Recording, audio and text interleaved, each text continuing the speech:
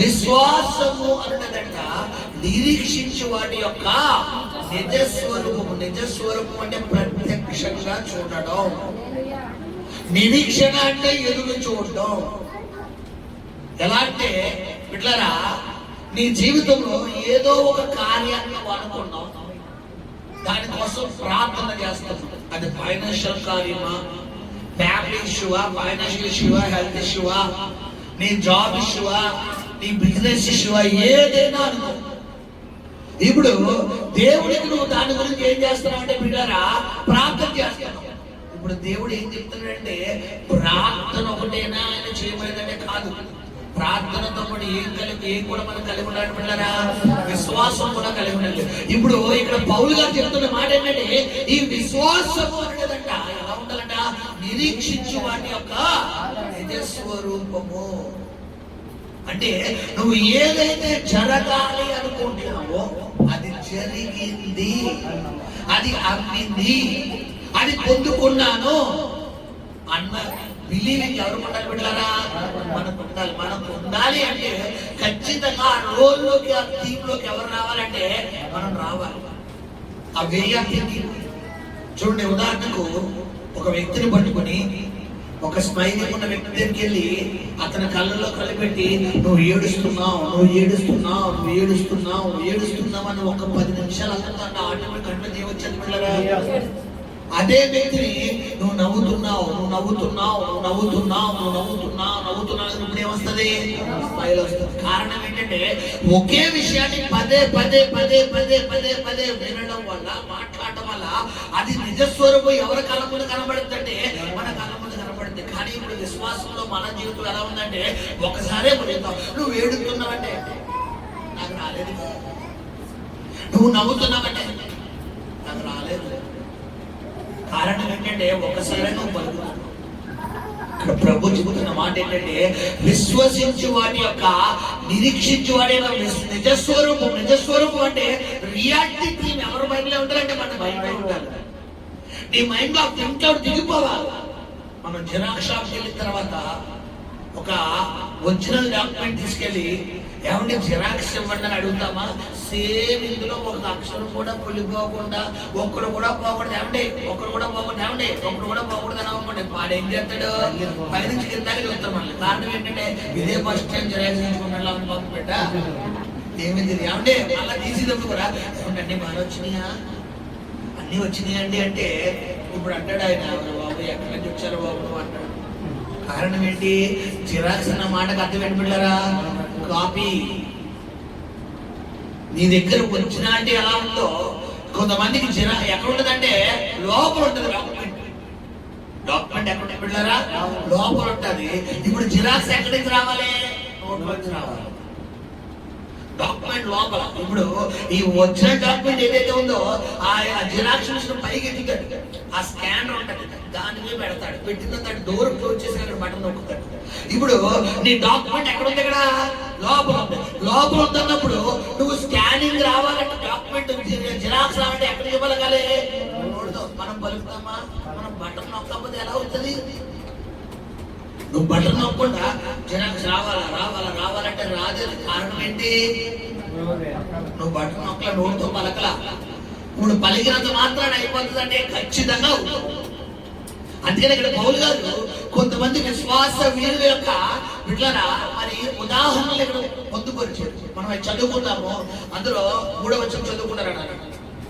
ప్రపంచములు దేవుని వాక్యము వలన నిర్మాణమైనవనియు అందును బట్టి దృశ్యమైనది కనబడేడు పదార్థములచే నిర్మింపబడలేదనియు విశ్వాసము చేత ధరించుకొనుచున్నాము. అదిగోండి, ప్రపంచములు అంటే ఏంటి బిడ్డలారా, మన చుట్టూ ఉన్న ప్రపంచం.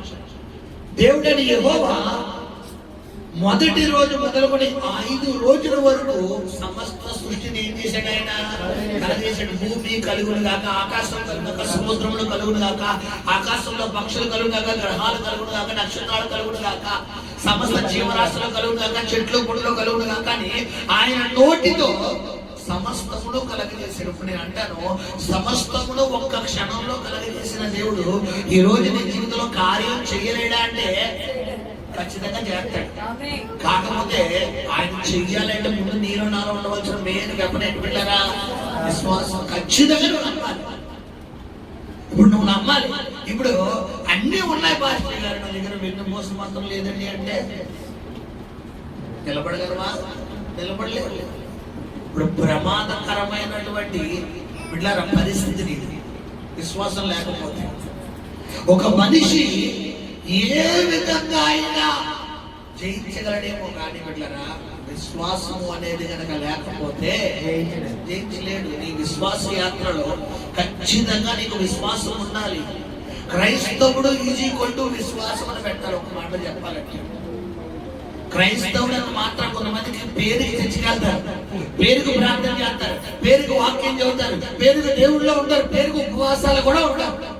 కానీ ఏముండదు బిడ్డలారా, విశ్వాసం లేకపోతే నువ్వు ఎంత భక్తి చేసినా మృతమే.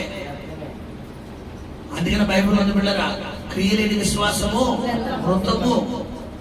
క్రియలేని విశ్వాసం, క్రియలేని క్రియ ఏంటి? పని.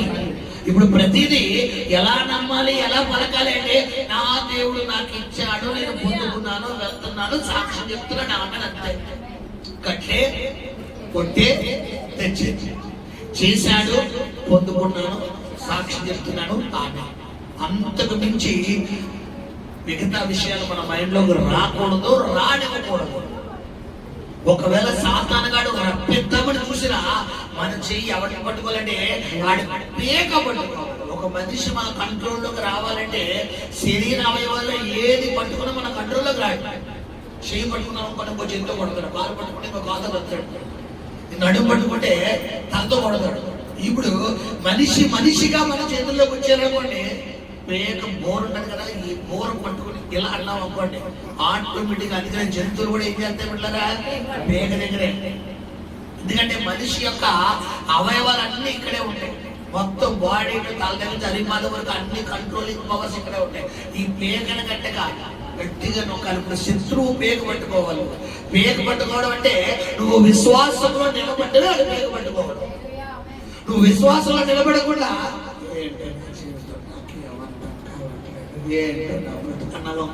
ఇప్పుడు రివర్స్ జరుగుతుంది. అంటే ఏంటి? ఎవడ పేక ఎవరికి ఇచ్చేస్తున్నావు?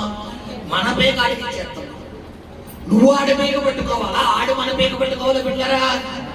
మనం ఆడి పేక పట్టుకోవాలంటే నువ్వు విశ్వాసంలో ఎలా ఉండాలంటే ఖచ్చితంగా స్ట్రాంగ్ గా ఉండాలి. నా దేవుడు ఉన్నాడు,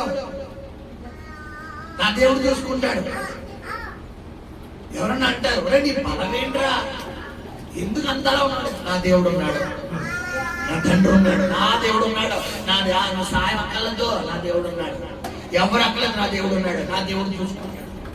ఒక అధికారం మనం ముందు పెట్టుకొని బిడ్డలారా ఆయన నాకు ఉన్నాడు, ఈయనుంటే చాలు, నాకు ఈ అధికారం ఉంటే చాలు, నాకు ఎవడు అక్కలేదు అనుకోండి. అప్పుడు దాకా అంతంత మాత్రం ప్రేమించే అధికారి మనం ఆయన ముందు ఇతరులందరి ముందు ఆయన గణపరచడం చూసి ఖచ్చితంగా ఈయనకి మన మీద స్పెషల్ ప్రశ్న వస్తుందా లేదా? కారణం ఏంటి బిడ్డలారా? అందరి ముందు ఈ వ్యక్తిని ఏం చేస్తున్నాం మనం? గణపరుస్తున్నాం. ఇప్పుడు ఎగ్జాక్ట్ గా నీ జీవితంలో నీ బంధువుల ముందు, నీ కుటుంబ సభ్యుల ముందు, నీ రక్త సంబంధికుల ముందు, నీ సమస్యల ముందు, నీ కష్టాల ముందు ఎవరికి పెద్ద పెట్టేయాలి? కానీ మనం ఎవరికి పెద్ద పెట్టేస్తాం? అన్నయ్య ఉన్నాడు, మా అన్నయ్య చూసుకుంటాడు, మా అక్క ఉంది, మా అక్క, మా ఆయన ఉన్నాడు, మా ఆవిడ, మా తమ్ముడు ఉన్నాడు, మా చెల్లి ఉంది, మా చెల్లి. ఇప్పుడు దాకా ఓకే. ఏమాత్రం చెల్లికి నచ్చిన మాట ఒకటి అన్నామనుకో, అన్నకు నచ్చిన మాట ఒకటి అన్నామనుకో, అక్కకు నచ్చిన మాట ఒకటి అన్నామనుకో, ఉన్నాడు ఇప్పుడు. అప్పుడు చూసాడు, ఇప్పుడు చూడాలి కదా, అప్పుడు చేసాడు. అమ్మా అన్నయ్య ఉన్నాడు అన్నావు కదా, మీ ఆయన ఉన్నాడన్నావు కదా, మీ అత్తగారు ఉన్నారన్నావు కదా, మీ మమ్మీ మీ డాడీ ఉన్నారన్నావు కదా. ఏమైంది అంటే అప్పుడు చూసే. ఇప్పుడు నేను అంటాను మనుషుల స్వభావం ఇది, కానీ నా దేవుని స్వభావం ఎలా ఉందంటే పిల్లరా, నేను తల్లి గర్భంలో పిండంగా రూపింపబడక మునిపే నేను ఎరిగి ఉన్నాను అంటాడు. నువ్వు వయసు వచ్చి వరకు నిన్ను చంకనెత్తుకుని కాపాడేదే ఉన్నాడు. హల్లెలూయా. ఎవరు నిన్ను మరిచిపోయినా, ఎవరు నిన్ను విడిచిపోయినా, నేను నీకు ప్రకటిస్తున్న దేవుడు నేను విడివని ఎడబాయిన దేవుడు. హల్లెలూయా.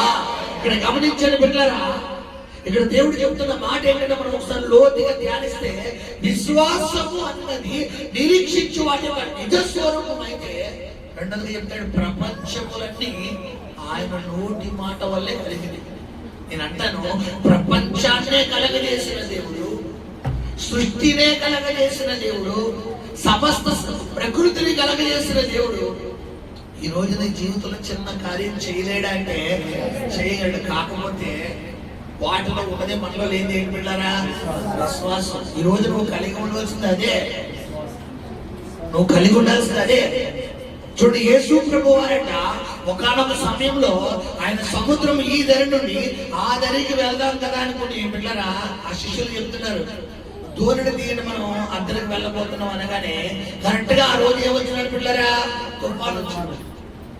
తుఫాను రాగానే వెంటనే శిష్యులు ఉన్న అదే దోని, యేసు ప్రభు వారికి అదే దోని అలవ చేంజ్ చేస్తున్నాయి. నేను మాట అంటాను, ఇక్కడ సాధారణమైన మనుషులు ఒకవేళ సముద్రపు ఓడలో దోణిలో ఉన్నారంటే భయపడాలి. కానీ ఆ ఓడలో ఉంటే ఎవరు పిల్లరా? చెప్పాలి, ఎవరు గజేతగాలు, ఎవరు యేసు ప్రభు పక్కన పెట్టండి. అందులో ఉన్న వాళ్ళు ఎవరు? ఇప్పుడు పుట్టుకతో జాలర వంశంలో పుట్టిన వాళ్ళకి ఏదో వచ్చి ఉంటుందా? రాదా? మామూలేత గజేత. గజేత అంటే ఏంటి పిల్లరా? సముద్రం లోపల కూడా వెళ్ళిపోయింది కదా, బయటకు వచ్చేదాన్ని. ఇప్పుడు అలాంటి ఈతగాళ్ళే ఆ దోడిలో ఉన్నారు. ఇప్పుడు అలాంటి వాళ్ళు సైతం ఏం చేస్తున్నారంట అంటే వచ్చింది ఎంత పెద్ద ఆలోచన. చూడు, గజీతగాళ్ళనే భయపెట్టే అంత ఆలోచింది. ఆ అల పడుతుంటే శిష్యులు సాక్షాత్తు ఎవరిని మర్చిపోతున్నారంటే వారి దోణిలో యేసు ఉన్నాడన్న విషయాన్ని మర్చిపోతారు. ఈ రోజు నేను కూడా అంటాను, నీ జీవితంలో కూడా నీకు ఈత వచ్చు. అక్కడ వాళ్ళకి వచ్చిన ఈత, ఇక్కడ మనకు వచ్చిన ఈత ఏంటంటే ప్రార్థన. వాళ్ళకి ఏ ఈత అంటే మన ప్రార్థన. ఇక్కడ మనకు కూడా గజేత కాలమే. ఎలా అంటే గంటల గంటల ప్రార్థనలో ఉండే అనుభవాలు ఉన్నాయి, గంటల గంటల దేవుడి సరిలో కనిపెట్టే అనుభవాలు ఉన్నాయి, రోజులు ఉపవాసం ఉంటే కన్నీరు కాల్చే అనుభవాలు ఉన్నాయి. కానీ అక్కడ వాళ్ళ జీవితంలో ఏదైతే సడలిపోతుందో ఇక్కడ మన జీవితంలో కూడా ఏది సడలిపోతుంది వెళ్ళారా? విశ్వాసం. వారు అంటున్నారు ప్రభుతో, ప్రభువా నీకు చింత లేదా, బాధ లేదా? ఈరోజు సంగమా, నీ దోణిలో యేసు ఉన్నాడన్న వార్తను గుర్తించుకున్న మరుక్షణం సైతాన్గా నీ రోజు బయటకు పోతుంది. వెంటనే నువ్వు ఎవరిని ప్రశ్నించుకో చెప్పాలా? దేవుని ప్రశ్నించి చాలా మంది ఎవరిని ప్రశ్నిస్తారు పిల్లరా? అసలు దేవుడు ఉంటే ఎందుకంటే ఇలా చేస్తాడు, నాకే ఎందుకు ఇలా చేయాలి, నా జీవితం ఎందుకు ఇలా చేయాలి, నా బ్రతికి ఎందుకు ఇలా చేయాలి, నేను ఏ పాపం చేశానండి, నేను ఎవరికి అన్యాయం చేయనండి, ఎవరికి ద్రోహం చేయలేదండి, నాకే ఎందుకంటే అని సైతాన్గా మనలో నుండి ఎవరిని శోధించినట్టు చేస్తారు బిడ్డారా? దేవుని బైబిల్లో ఉంది, కుమారుని తండ్రి శిక్షించిన తండ్రికి ఇష్టమాయను. అందరినీ దండించిన దేవుడు కొంతమంది సెలెక్టెడ్ పర్సన్స్ ఉంటారు. ఈ సెలెక్టెడ్ పరిస్థితిని దండించి ఆ శ్రమను ప్రవేశపెట్టి, ఆ దండలనే శ్రమను ప్రవేశపెట్టి ఆ శ్రమ ద్వారా వీళ్ళని ఎవరికి దగ్గర తీసుకుంటాడు? ఆయనకు దగ్గర. ఎప్పుడైతే వీళ్ళు ఆయనకు దగ్గర అయిపోతారో ఇప్పుడు ఈయన చెప్పే విధానం ఎలా ఉండదంటే, ఇదిగో నా కుమారుడా, నా కుమార్తె, ఇదిగో నీ జీవితంలో ఈ శోధన వచ్చింది, ఈ శోధన ద్వారా నువ్వు నాకు దగ్గర అయ్యావు కాబట్టి ఈ శోధనలో సేమ్ ఇదే శోధన పలానా బిడ్డ బాధపడుతుంది, పలానా సహోదరి శోధనలో ఉంది, పలానా సహోదరి శోధనకు వెళ్ళి వాళ్ళకు ఓదార్పుతుంది, నా ప్రేమను ప్రకటించు, నేనున్నానని చెప్పు, నేను నీ జీవితంలో నేను ఎలా ఆదుకున్నానో, ఎలా ధైర్యపరిచానో, ఎలా నీకు తోడుగా ఉన్నానో, ఎలా నేను వెన్ను తట్టాను, ఎగ్జాక్ట్ గా వాళ్ళకి అదే మాట చేస్తాం అని చెప్పినట్టే మనం వెళ్ళి ఏం చేస్తాం బిడ్డలారా? వాళ్ళని గైడ్ చేస్తాం, వాళ్ళని గైడ్ చేస్తాం, వాళ్ళు బలపడతాం. ఇప్పుడు వాళ్ళు ఏమంటారంటే, అన్న నిజంగా ఆ రోజు మీరు వచ్చారు కాబట్టి, అక్క నిజంగా ఆ రోజు మీరు వచ్చారు కాబట్టి, తమ్ముడు తల్లి అమ్మ నాన్న నిజంగా ఆ రోజు మీరు చెప్పారు కాబట్టి నేను యేసయ్య మీద ఆధారపడ్డాను అని. ఏలో ఎవరిని బట్టి ఆధారపడతారో? ఈ చెప్పిన వ్యక్తిని బట్టి. ఇప్పుడు నేను అంటాను, ఈ లెక్కన నిన్ను వాళ్ళు ఒక దేవుడు స్థానంలో పెట్టారు, అవునా కదా? ఒకవేళ ఇప్పుడు వాళ్ళు ఏమంటారంటే, ఆ రోజు కనుక పలానా అన్న లేకపోతే, పలానా అక్క లేకపోతే, పలానా చెల్లి లేకపోతే, పలానా తల్లి లేకపోతే నేను ఏమైపోయేవాడినో, ఇప్పుడు ఇంటర్నెట్ గా ఎవరికి కడతుంది? దేవుడు కడతాడు. ఇప్పుడు దేవుడు కావాల్సింది కూడా అదే. ఇప్పుడు నేను అడుగుతాను, ఈ లెక్కన మనకి శ్రమను దేవుడు అనుమతించడం కరెక్టా రాదా? కానీ మనం ఎలా తీసుకుంటున్నాం? ఎందుకు వచ్చింది నా జీవితం, ఎందుకు వచ్చింది నా బ్రతుకు, ఎందుకు వచ్చింది నా అర్థమానుషుడు. ఇశ్రాయేలు ప్రజల్ని ఐగుప్తు దేశం బయలుదేరిన మొదలు కానాను వెళ్ళే వరకు లోట్లో నాడు నాడు నాడు నాడు నాడు. ఈ మఠంలో 2 రకాల మఠంలో ఉంటాయి. ఒకటి లేత మఠం, 2 నానబారు. నానబారు మఠం ఎలా ఉంటుందంటే నవిలి కొద్ది ఏమవుతుంది, జ్యూస్ వస్తానే ఉంటుంది. మనం నవిలి అది మింగేయాలి ముసియాలి తప్ప అది 1 గంట సేపు నవిలినా కూడా ఎలా ఉంటుందంటే జ్యూస్ వస్తానే ఉండదు. కొంతమంది నోట్లో ఇదే మఠం నానబారు మాటలు ఎలా అంటే ఎందుకు వచ్చింది నా జీవితం, నేను పొద్దునోసారి, మధ్యాహ్నం ఒకసారి, సాయంత్రం ఒకసారి ఏదో అరుకులు వేసుకున్నట్టుగా డ్రాప్స్ వేసుకున్నట్టుగా ఎందుకు వచ్చింది. ఇక్కడ బూస్టింగ్ వస్తుంది, ఇక్కడ గ్యాస్ ఇక్కడ తిండిపోతుంది. దేవుడు నాతో ఉన్నాడు, దేవుడు నాతో ఉన్నాడు, దేవుడు నాతో. మళ్ళా గారి ఇంటికి వెళ్ళాక అయిపోయింది.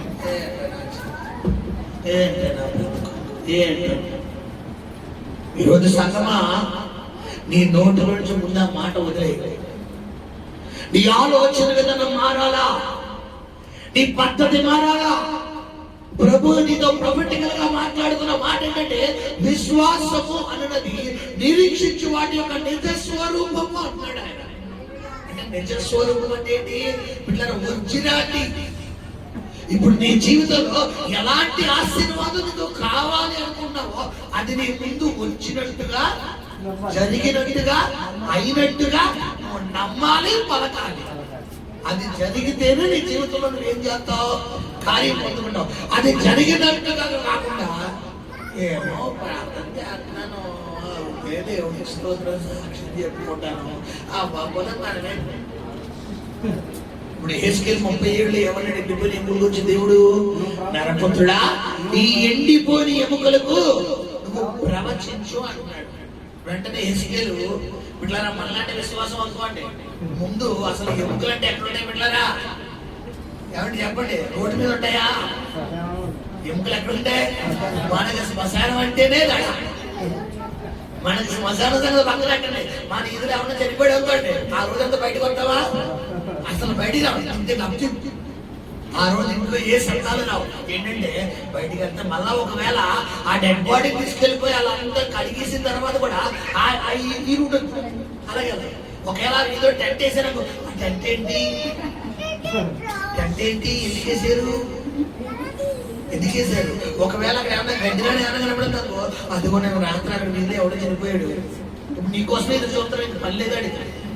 ఆ చనిపోయిన ఆత్మ అది ఒక్కడి కోసమే. నువ్వు ఎప్పుడు వస్తావా అని నరకానికి పనిలోకానికి వెళ్ళిపోకుండా ఆడ టెంట దగ్గర కూర్చొని టెంట కరెక్షన్ వెళ్ళాడుతున్నా. నువ్వు వస్తా నేను మీద అడిపోతావు. లేకపోతే కొంతమంది ఆలోచన ఏదైనా మా మీద చనిపోయాడండి, ఆ టెంట దగ్గర ఎలా వెళ్ళానండి, అంతే జనం వచ్చేసింది.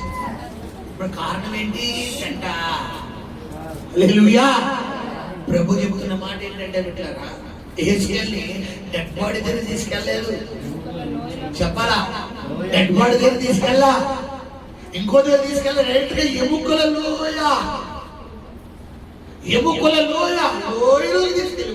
తీసుకెళ్ళిపోయి ఒక స్వరం వినబడితే హెస్కేలు ఈ ఎండిపోయిన ఎముకలు బ్రతకగలవా? ఇదొక క్వశ్చన్ మార్క్. ఈరోజు ప్రభు నీతో మాట్లాడుతున్న మాట అదే. నీ కుటుంబాన్ని నేను కట్టగలనుకుంటావా? అనుకుంటున్నావా? నీ భర్త నేను మార్చగలనుకుంటున్నావా? నీ పరిస్థితి నేను తారుమారు చేయగలను నమ్ముతున్నావా? నీ జీవితాన్ని ఆ ఇలాగ తీసుకెళ్తాను నమ్ముతున్నావా? మరలాంటి పూర్వ వైభవాన్ని, మరలాంటి పూర్వపు గతిని, మరలాంటి మొదటి స్థాయిలోకి నేను తీసుకురాగలని నువ్వు నమ్ముతున్నావా? ఇది ఆన్సర్ కాదు, క్వశ్చన్ మార్క్. ఈ రోజు ప్రభు నీకు వేస్తాడు. ఇప్పుడు చాయిస్ ఎవరికి ఇచ్చాడు? దేవుడు మనకే ఇచ్చాడు. ఇప్పుడు మనకి ఇచ్చినప్పుడు ఎంత స్ట్రాంగ్ అవుట్ గా ఉండాలి చెప్పాలి. ఎగ్జామినేషన్ లో మనం కూర్చున్నాం, క్వశ్చన్ పేపర్ ఇచ్చాడు, అన్ని వచ్చేసి చూడండి. 100 మార్కులు పేపర్ ఇస్తాడా, 150 మార్కులు పేపర్ ఇస్తాడంటే 150 మార్కులు పేపర్ ఇస్తాడు. కానీ మనం ఎన్ని మార్కులు రాయాలి? 100 మార్కులు రాయాలి. ప్రతిదీ డబుల్ ఇచ్చుకుంటే అంటారు కదా. 150 నుంచి 200 మార్కులు ఇస్తాడు అనుకోండి. ఇప్పుడు మనకు వచ్చి కదా అని చెప్పి ఇట్లారా 2 క్వశ్చన్లు రాయని దగ్గర 1 రాయాలి, 2 ఇచ్చి 1 రాయమంటాడు, 2 ఇచ్చి 1 రాయమంటాడు. ఇప్పుడు ఆడిచ్చినట్టుగా 100 మార్కులు క్వశ్చన్స్ ముందు రాసేసి అప్పుడు లాస్ట్ లో ఏమైనా ఖాళీ ఉంటే అడిషనల్ గా రాస్తే మనకు అడిషనల్ గా యాడ్ అవుతాయి. అప్పుడు అన్నింటిలో ఏదో ఖాళీ చేసి అప్పుడు మంచి మార్కులు ఏదో వేస్తారు. ఇప్పుడు నీకు సమ్మర్ వచ్చేసింది కదా అని చెప్పి పేపర్ లైన్ గా రాసేసుకున్న ఆప్షన్ ఇచ్చింది కూడా ముందు రాసేసుకున్నారంటే అసలు రాయాల్సిన ఏమవుతాయి? పోస్ట్పోన్ అయిపోతాయి. నీ కార్యాలు. ఇక్కడ ప్రభు చెప్తున్న మాట ఏంటంటే నీ కుటుంబంలో, నీ బ్రతుకులో, నీ పరిస్థితిలో ప్రస్తుతం ఉన్న పరిస్థితిని బట్టి నువ్వు ప్రవచించాలి. ఎలా ప్రవచించాలంటే యేసు నామములో నేను పలుకుతున్నాను, ఇప్పుడే నా కుటుంబంలో ఈ కార్యం జరుగునుగాక, ఈ ఆశీర్వాదం వచ్చునుగాక, ఇది పొందుకుంటున్నాను, రేపు ఆదివారం వెళ్ళి నేను సాక్ష్యం చెబుతున్నాను. ఆమేన్. అంతే, 2 మాటలు. ఇంత భారత ప్రాంతం అంటే అవసరం లేదు. ఆయన లాజరు సమాధికి వెళ్ళి లాజరు బయటికి రాన్నాడా, గంట సేపు మోకాలేసి ప్రార్థన చేశాడా? చెప్పాలి. ఒకవేళ అదే అవకాశం మనకు వచ్చింది అనుకోండి, వెంటనే మోకాలేసి 2 చేతులు పైకి తీసి గంట సేపు ఎలిగెత్తి తండ్రి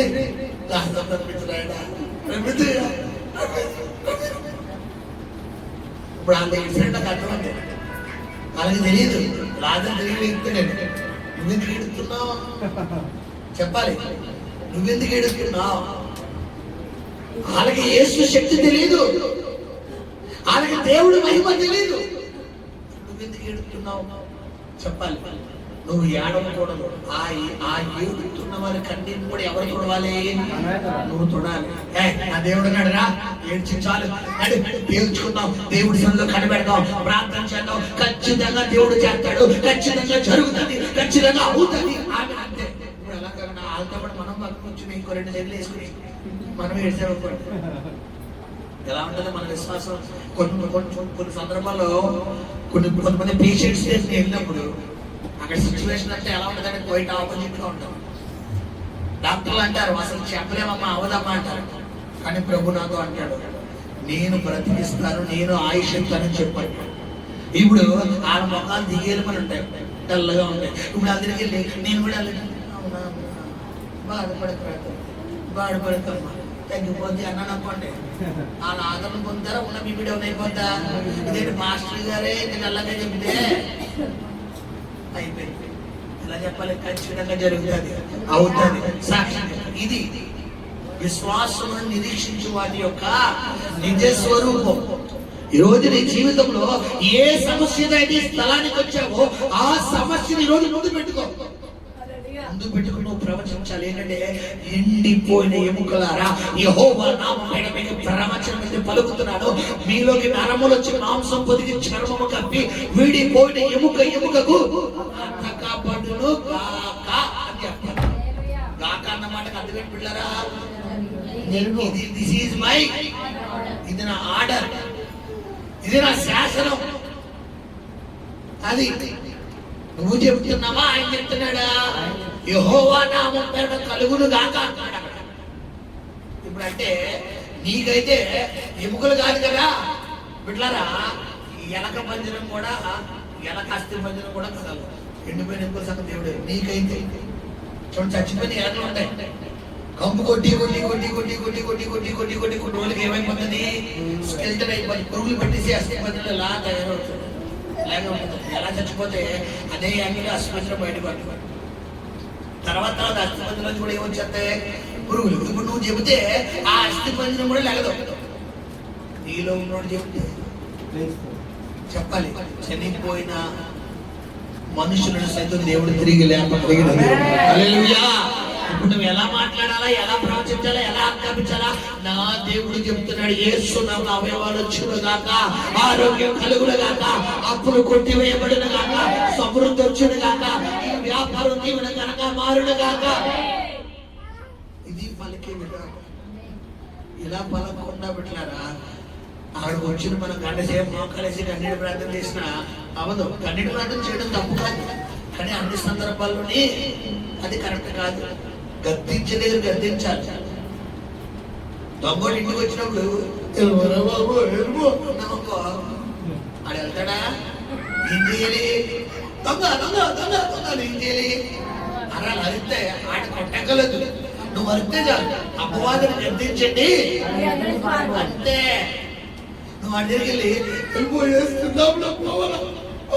పోవాలంటే నేను ఇక్కడే ఉంటానండి. సైతాన్ని గద్దించాలంటే నీలో ఉన్న దేవుడు మహిమటే ఏంటో నువ్వు గుర్తించాలి. ఆయన మహిమ ఏంటో, ఆయన ప్రభావం ఏంటో ఆయన చెబితే ఎలాంటి కార్యాలు జరుగుతాయో, ఎలాంటి అద్భుతాలు జరుగుతాయో ఆ బిలీవి ఎవరికి ఉండాలి బిడ్డలారా? చెప్పాలి, శబ్దంగా మాట్లాడాలా? హల్లెలూయా. ఇక్కడ కొన్ని సూచనలు వేస్తున్నారు. మనం 3వ వచనం 4వ వచనం చదవగలుగుతాం. విశ్వాసమును బట్టి హేబెలు కయీను కంటే శ్రేష్టమైన బలి దేవునికి అర్పించెను. దేవుడు అతని అర్పణలను గూర్చి సాక్ష్యం ఇచ్చినప్పుడు అతడు ఆ విశ్వాసమును బట్టి నీతిమంతుడని సాక్ష్యం పొందెను. అతడు వృద్ధి నొంది ఆ విశ్వాసము ద్వారా మాట్లాడుచున్నాడు. విశ్వాసమును బట్టి హానోకు. హల్లెలూయా. ఇక్కడ చూడండి, దేవుడికి బలిగా కయీను హేబెలు అర్పిస్తున్నాడు. కానీ దేవుడు ఎవరి బలి అంగీకరించాడు? చెప్పాలి, హేబెలు బలి అంగీకరించాడు. అందుకని హేబెలు బలి అంగీకరించలేదు. కయీను కోపం ఎవరు చంపేస్తున్నాడు? హేబెలు చంపేస్తున్నాడు. ఇప్పుడు కయీను అనుకున్నాడు హేబెలు అడ్డు తొలగపోయింది, ఇంకా దేవుడికి నేను తప్ప ఇంకెవరో దిక్కులేరు అనుకున్నాడు. కానీ హేబెలు రక్తము నేల నుండి ఎవరికి మొరపెడుతుందంట? దేవుడికి మొరపెడు. నేనే తప్పు చేశాను, నేనే పాపము చేశాను, నేను యథార్థంగా ఉండడమే నేను చేసిన తప్ప, నేను పద్ధతిగా నీతిగా ఉండడమే నేను చేసిన తప్ప. ఇదిగో అలా ఉండడం తప్పైతే నన్ను చంపేసాడు, నువ్వే తీర్చిపెట్టు అని ఈ నేల నుండి రక్తం ఎవరికి మొరపెడుతున్నట్ట? దేవుడికి మొరపెడుతుంది. ఈ రోజు ప్రభు చెప్తున్న మాట ఏంటంటే, నీ యథార్థతను నువ్వు కోల్పోకు, నీ పవిత్రతను కోల్పోక. ఎవడు ఏంటన్నా కూడా, ఎవరెన్ని చెప్పినా నువ్వు అంటూ ఎవరికి తెలుసు? నీకు తెలుసు, నీకంటే నీ దేవుడికి తెలుసు. నీ దేవుడికి నువ్వంటే ఏంటో తెలుసు కాబట్టి నువ్వు 100% పక్కాగా ఆయన మీద డిపెండ్ అయ్యే వ్యక్తి కాబట్టి. చూడండి, లోకంలో సాగుతుంది మురిగే కుక్కలో కర వాళ్ళ పని ఏంటి బిడ్డలారా? మొరగనే మురిగి మురిగి మురిగి మురిగి వాటి మెడకి తాడు కట్టేయడం వల్ల అంతే. ఎప్పుడు దాకా వెళ్తుంది? దాని గొంతులో ఓపు ఉన్నంత వరకు నువ్వు కదలలేదు, అక్కడే ఉన్నావు. చివరికి ఏం చేస్తుంది? అదే పోతుంది, లేదంటే మూసి కూర్చుంటుంది. ఇప్పుడు దేవుడు కూడా నిన్ను అలాగే నిలబెట్టిపోతున్నాడు. హల్లెలూయా, హల్లెలూయా. బైబిల్లో ఒక మార్గంలో వచ్చిన వాడిని 7 మార్గాలు కూడా తరిమి కొట్టేసే దేవుడు ఆయన. హల్లెలూయా. ఇక్కడ చెప్తున్న మాట ఏంటంటే, ఈ కయీను అన్నవాడు హేబెలుని చంపాలని ప్రయత్నం చేశాడు. కానీ అతనైతే చంపగలిగాడు, కానీ అతని మాట దేవునికి వినపడనివ్వకుండా చేయలేకపోయాడు. దేవునికి అతని రక్తం మొరపెడుతుంది. ఇది విశ్వాసం ద్వారా జరిగింది. ఆ రెండోదిగా మనం చూసిన హానోకు మరణము చూడకుండానట్లు కొనుక్కోబడెను. అతడు కొనుక్కోబడక మునుపు దేవునికి ఇష్టుడై ఉండునని సాక్ష్యము పొందెను. కాగా దేవుడు అతన్ని కొనుక్కోయిన కనుక అతడు కనబడలేదు. విశ్వాసము లేకుండా దేవునికి ఇష్టుడై ఉండుట అసాధ్యము. ఇప్పుడు హానోకంట 365 రోజులు ఎవరితో నడిచాడు? దేవుడితో. 365 సంవత్సరాలు, క్షమించండి, రోజులు కాదు, 365 సంవత్సరాలు దేవుడితో నడిచాడంట. ఈరోజు బిడ్డలారా, మనం దేవుడితో ఏం చేయలేకపోతున్నామంటే నడవలేకపోతున్నాం. ఏం చేయలేకపోతున్నాం దేవుడితో? ఈరోజు మనం నడవలేకపోతున్నాం. ఒక రోజు నడుస్తున్నాం, 2 రోజులు పడుకుంటున్నాం. ఒక వారం నడుస్తున్నాం, 2 వారాలు పడుకుంటున్నాం. ఒక నెల నడుపుతున్నాం. ఇక్కడ మొదటి ఆదివారం అనుకుంటాం, లేదు బ్రహ్మ ఈ నెల నుంచి నేను మారిపోతానయ్యా. ఎప్పుడో 2 ద్రాక్షరసం తీసుకున్నప్పుడు అది బ్రహ్మ లాస్ట్ నెల వరకు అలా చేసి ఒప్పుకో, పాపనయ్యా, దౌర్భాగ్యందయ్యా, నాకు ఇచ్చేది ఆయన ప్రార్థన కాదు. అది తినంత మళ్ళా బయటికి వెళ్ళాక అదే రొచ్చులో వెళ్ళిపోతాం. బాధ కలిగించే విషయం ఏంటంటే అప్పుడు దాకా కొంచెం రొచ్చులోనే వెళ్ళావు, తర్వాత ఇంకా ఎక్కువ రొచ్చులోకి వెళ్ళావు. ఇప్పుడు మన పద్ధతులు ఎలా ఉన్నాయి? ఇక్కడ హానోకు మనకులా కాదమ్మా. ఒక రోజు మెరిసిపోయి 2 రోజులు పడుకునే బ్యాచ్ కాదు. ఎన్ని సంవత్సరాలంట? 365 సంవత్సరాలు దేవుడితో నడిచాడు. ఇప్పుడు దేవుడు అన్నాడు, ఒరే బాబు నీలాంటి భూమి మీద ఉండకూడదు, వచ్చేరా బాబు నా దగ్గర ఉంచుకుంటానని. బతుకుండగానే హానోకుని దేవుడు ఎక్కడ తీసుకెళ్ళిపోయాడంట చెప్పాలి? పరలోకం తీసుకెళ్ళిపోయాడు. బతుకుండగానే దేవుడి సన్నిధికి వెళ్ళిన వ్యక్తులు బైబిల్లో ఇద్దరు ఉన్నారు. ఒకటి ఏలియా, రెండెవరు పిల్లరా? పరలోకానికి యోహాను వెళ్ళి వచ్చాడు, ఆత్మావేశంతో వెళ్ళాడు. కానీ బతుకుండగానే శరీరంతో కూడిపోయిన వ్యక్తులు ఇద్దరు. ఒకరు ఏలియా, 2 హానో. మిగతా వాళ్ళు ఎవరు? అందరూ కూడా పరలోకం మరణించే. యోహాను కూడా ఆత్మావేశంలో పద్మాసు దీపంలో బిడ్డలారా ఆత్మతో ఆయన ఆత్మ పరలోకాన్ని కొనిపోయింది, శరీరం కాదు. అతను కూడా అందరిలాగే చనిపోయాడు. ఇప్పుడు హానోకంట 365 సంవత్సరాలు దేవుడితో నడిచాడు. ఇప్పుడు దేవుడు చూశాడు, అరే బాబు ఏం విశ్వాసం నాన్న, మామూలుగా లేదు నీ విశ్వాసం, మామూలుగా లేదు నీ విశ్వాసం, నన్నే పరలోకం వచ్చి నన్నే కిందకి దింపేసేలా ఉంది అని. నీలాంటి ఇక్కడ ఉండకూడదు, నాకు వచ్చేది చెప్పి ఎక్కడ తీసుకెళ్ళిపోయాడు దేవుడు. ఇప్పుడు ఇక్కడ చెప్తున్న మాట ఏంటంటే విశ్వాసము లేకుండా దేవుడికి ఇప్పుడు దేవుడు అంటే నాకు ఇష్టమండి అంటే ఖచ్చితంగా నీలో ఉండాలి. విశ్వాసం లేదంటే దేవుడు అంటే నీకు ఏం లేదు. అదెక్కడ మాట మాస్టర్ గారు అంటే అవును అదే నిజం. హృదయం నిండిన దాన్ని బట్టే నోరు మాట్లాడుతుంది. ఇప్పుడు నా సమస్యల మీదే నాకు గుర్తుకొచ్చేస్తున్నాయండి అన్నామంటే నీకు దేవుడి మీద ఏం లేదు బిడ్డ, చెప్పాలి. ఇష్టం లేదు. విశ్వాసం లేకుండా ప్రభువుకి ఇష్టడేయుట అసాధ్యం.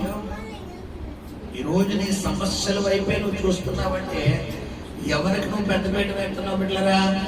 చూడండి, చిన్న ఎగ్జాంపుల్ చెప్తాను. నాకు కుమార్తె హవీలా ఉంది. హవీలా నాకంటే ఇష్టం, నేను హవీలా కంటే ఇష్టం.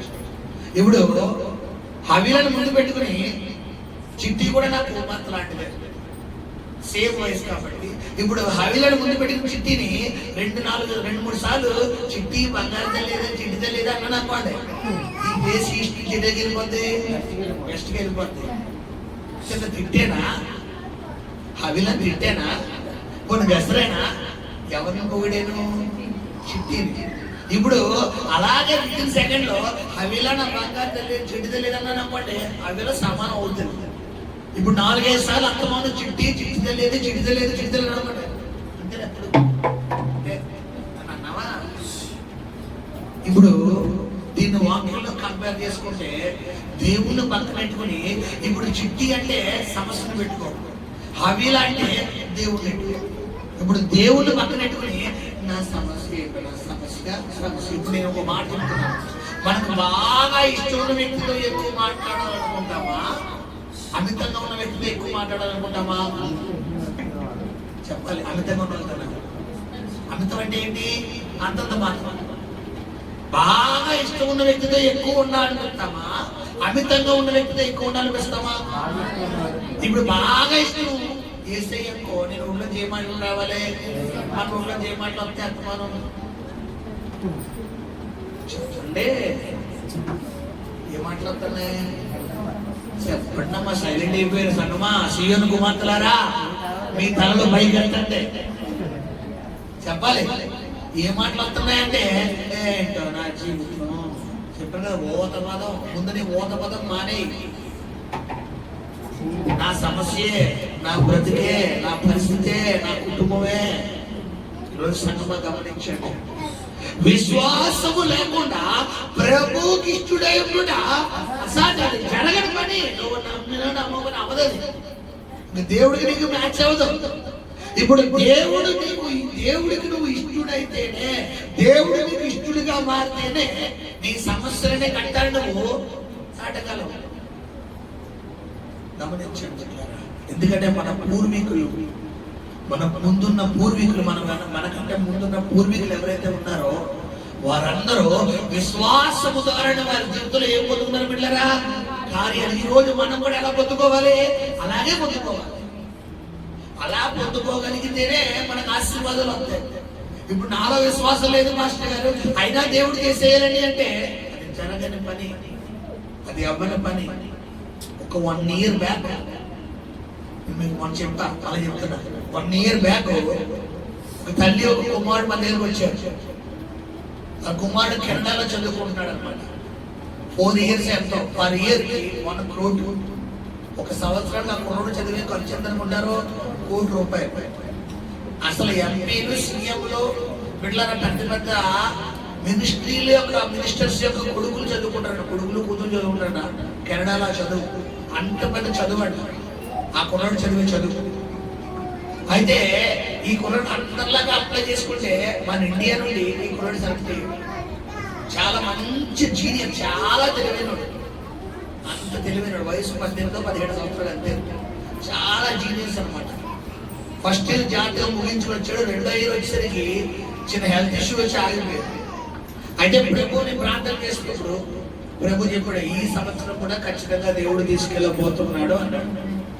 ఆ మాట విడుదలైన తర్వాత నుండి ఎన్ని ఆటంకాలంటే ఆ నాటకాలు ఇంకా ఒకనొక సమయంలో ఇంక ఎల్లడో ఆవిడ నోట్లో ఒకటే అక్క ఖచ్చితంగా దేవుడు తీసుకెళ్తాడు. మీ నోట్లో మాట మాట్లాడింది ఎవరు?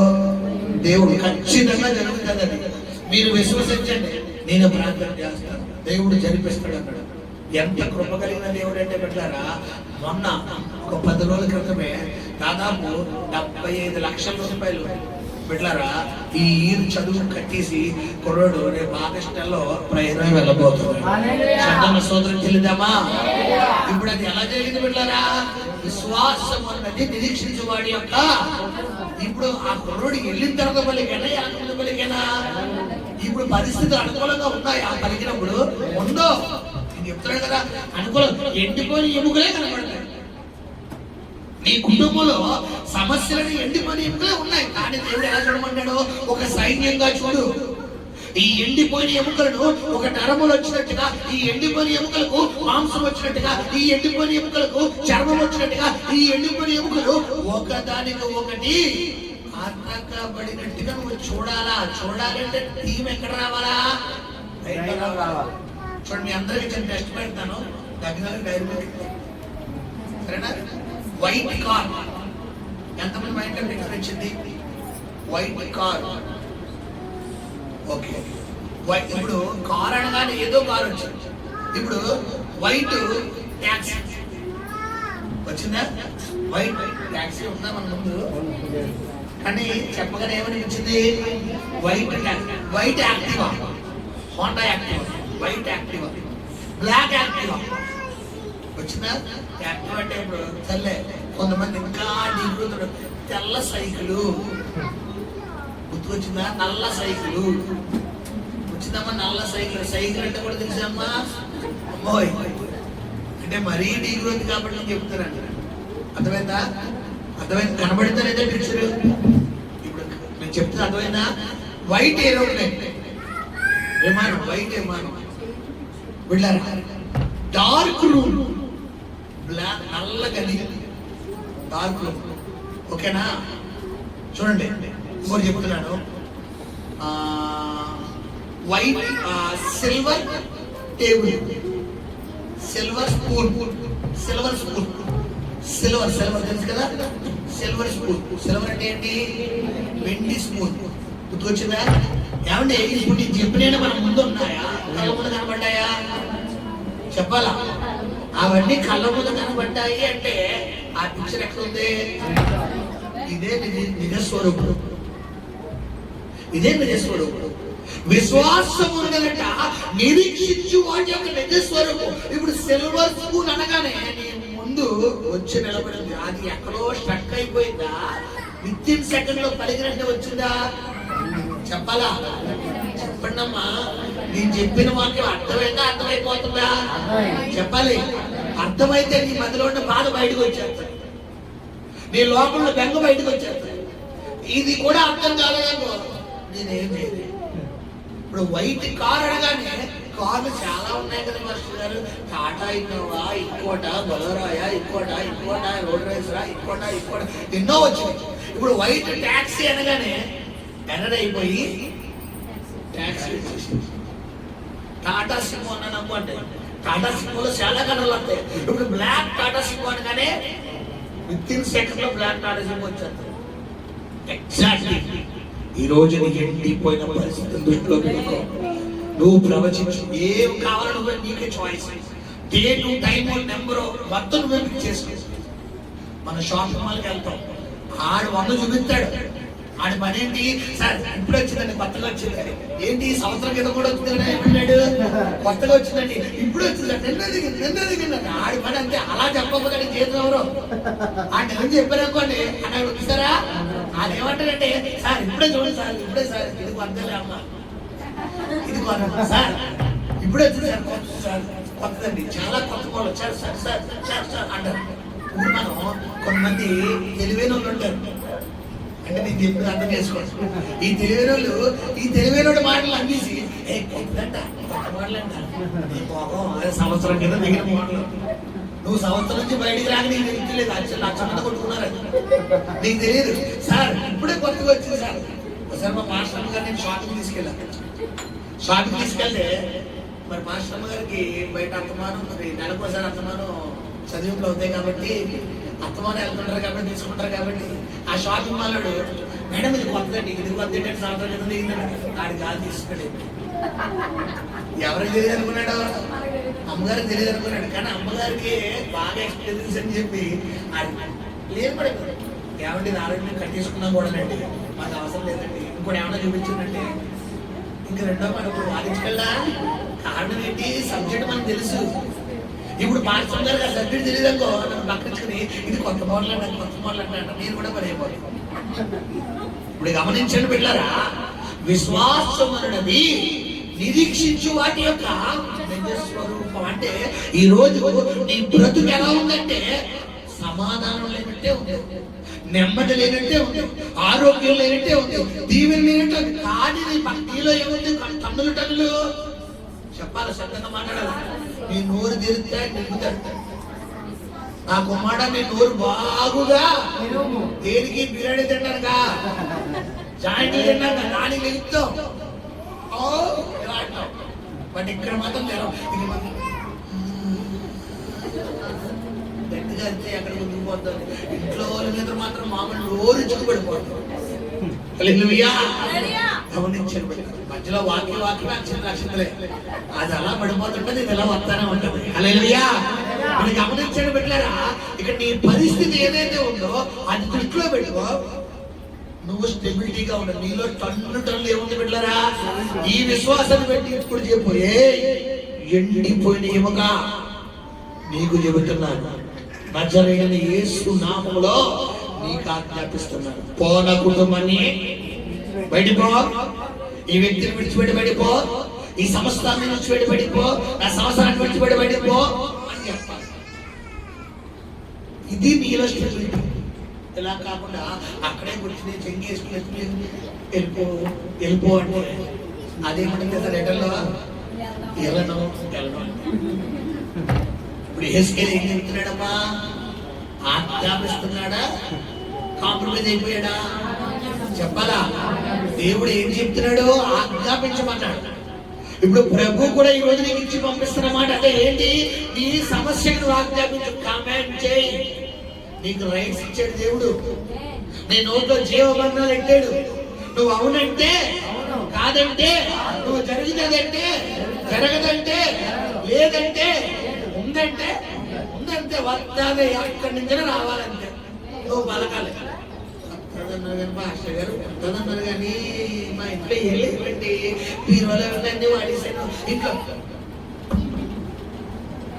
ఇది మామూలు విశ్వాసం కాదు, అన్నే కనిపెడుతున్నాడు.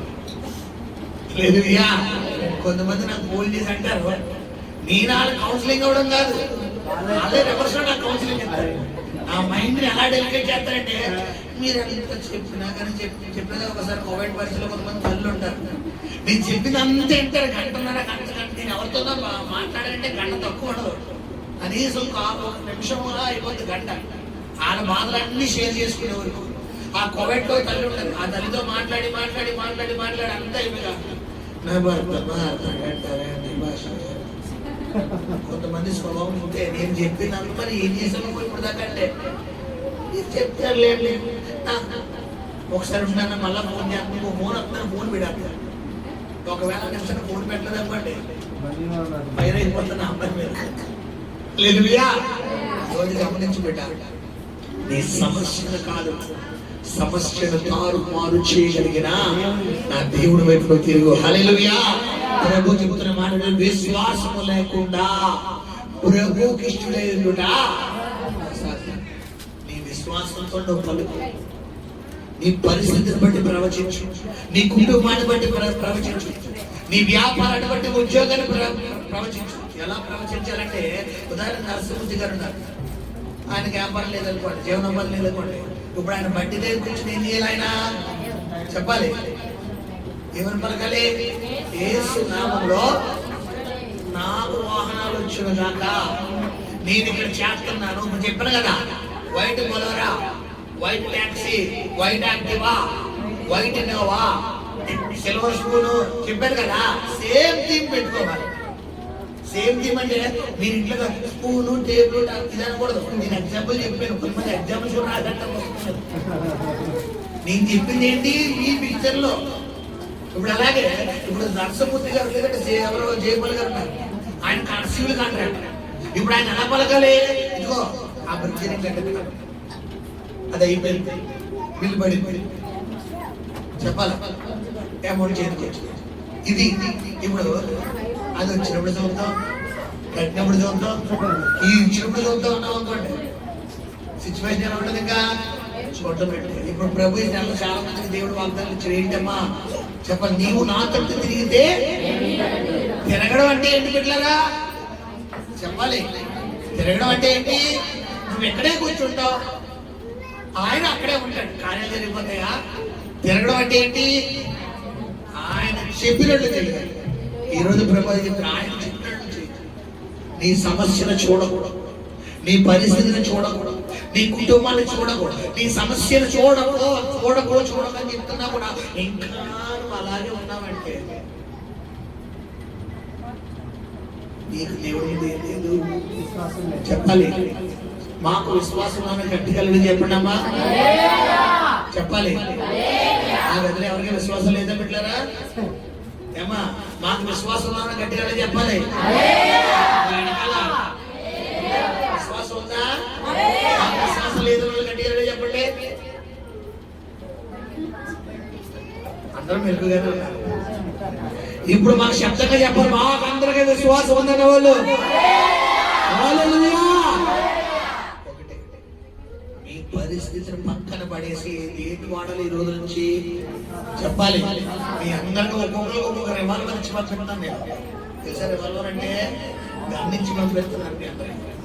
ఈ గన్నని ఎలా పడాలో వాడేకండి. కొంతమంది గన్న వాడటం రాదు, లోడ్ చేయడం రాదు, వాడటం రాదు, తెప్పడం రాదు, అంటారంటే.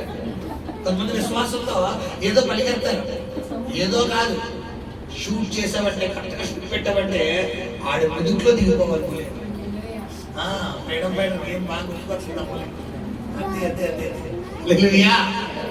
ఇది పెట్టుకోండి. కరెక్ట్గా పాయింట్లో దిగాలి. కన్నం సైతం ఇక్కడ గుండెల్లో దిగిపోవాలి అంటే ఖచ్చితంగా గన్ లోడ్ చేయడం, పాయింట్లో పెట్టడం. బిడ్డలారా కరెక్ట్ గా చోట ఎవరికి రావాలా? పట్టుకోవడం కూడా ఎవరికి రావాలా? కొంతమంది గన్న చూస్తేనే కొన్ని జారిపోతారు. అయ్యి బాబా గన్న నాకు రాదు. ఇలా బిడ్డలే నీ విశ్వాసం పట్టుకోవడం కూడా నీకు రాదు. మరి ఎప్పుడు నువ్వు విజయం చేస్తావు చెప్పాలి. విశ్వాసం లేకుండా ప్రభుకి ఇష్టడేందుడా జరగదు. ఒకటే ఛాలెంజ్ తీసుకున్నాం ఈ రోజు ఇక్కడి నుంచి మనం వెళ్ళబోతున్నాం. ఎలాంటి విశ్వాసం కలిగి ఉండాలి? ఖచ్చితంగా వచ్చేవారు నేను సాక్ష్యం చెబుతాను, వచ్చేవారు నేను కార్యం పొందుకుంటాను. ఈ వారంలోనే దేవుడు కదలబోతున్నాడు, ఈ వారంలో కార్యం జరగబోతుంది. నాకు దేవుడు చేశాడు, పొందుకున్నాను. ఆమె గట్టిగా నమ్మిన సొంతం చెల్లిద్దామా? హల్లెలూయా. ప్రార్థన చేసుకుందాం. పరిశుద్ధము నమ్మకము కలిగిన ప్రియ పరలోకపు తండ్రి, నీ పరిశుద్ధ పాదాలకు లెక్కలేని మహిమ